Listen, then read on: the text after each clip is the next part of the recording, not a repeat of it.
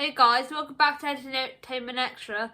Today we'll be reviewing Kong Skull Island in honor of Godzilla x Kong New Empire.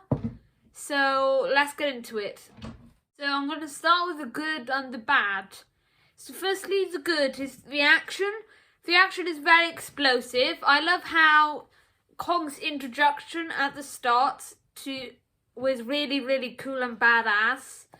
And he had a very good design. I think it was the best Kong design, way better than King Kong in 2005 film, and it was a very good introduction to him, and all the other creatures like the skull crawlers were very good designs as well. I can't say they were good villains, but they were great designs, and they were very brutal, and they loved blood and killing humans.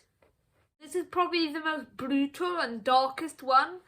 I think it went a bit too far for the PG-13 limits. There was lots of scenes which, like, there was one of the army guys got killed by the skull crawler, and blood went everywhere, which is like really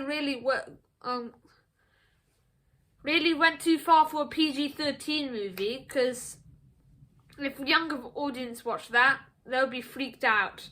And that's good. The MonsterVerse isn't just for kids. It's that's good. The MonsterVerse isn't just for kids. It's for all audiences, not just kids. So I loved how they went for a more darker and brutal tone. So this film had a stacked cast: Tom Hiddleston, Samuel Jackson, Brie Larson, John C. Reilly. There loads of famous actors are in it, and they did a pretty good job in their characters. I didn't really like many of the characters, but the acting was great. Samuel Jackson was definitely one of the best. He was really good, and it was a few good plot twists as well, with Samuel Jackson and both of them turning a twist and realising that Kong is a good guy here.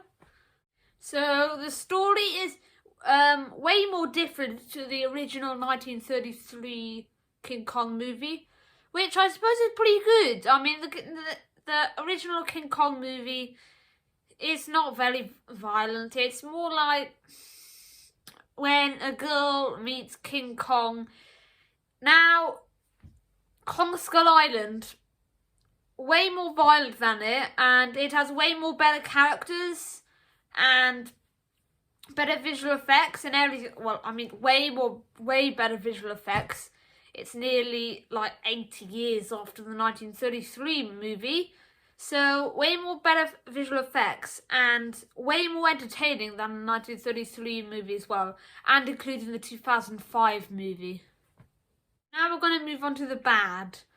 So, we had a good amount of screen time for King Kong, but we kind of wanted more of his origin story. They just took about 2 minutes of his origin story, and we kind of wanted more flashbacks to it. But they didn't give us that, really. And it did explain lots of his origin story, like how all of his family died. That was quite sad, but we kind of wanted more, like what it was like after that, and how old he was when his parents lost him. Well, I mean, I don't think they explained how old he was, but it doesn't matter if they didn't. But we kind of wanted more of his origin story. But it's way better than the original King Kong movie. So there is some stupid human decisions in this movie, like how they just thought they would just destroy all the forest, even though they kind of thought there was a creature there called King Kong. That was kind of stupid, and why would they burn down the forest? That's kind of weird, and it's kind of weird how they just wanted to burn down the forest, and it was kind of mean as well. Kind of weird how, like, Tom Hiddleston's character, Kong, actually liked him at the end, because that was kind of strange. And there was some very stupid decisions, and quite a lot of there's loads of stupid decisions, but I mean, you just want to look at the monster thing. You don't really care about the human things much. Overall, this is another great MonsterVerse movie. Kong Skull Island has way more screen time of monsters than in Godzilla 2014. And I rate this movie an 8 out of 10 and A minus on the grade scale and score. So anyways, that's all for Entertainment Extra today. Hope you subscribe and click the notification bell and watch all my videos. So bye.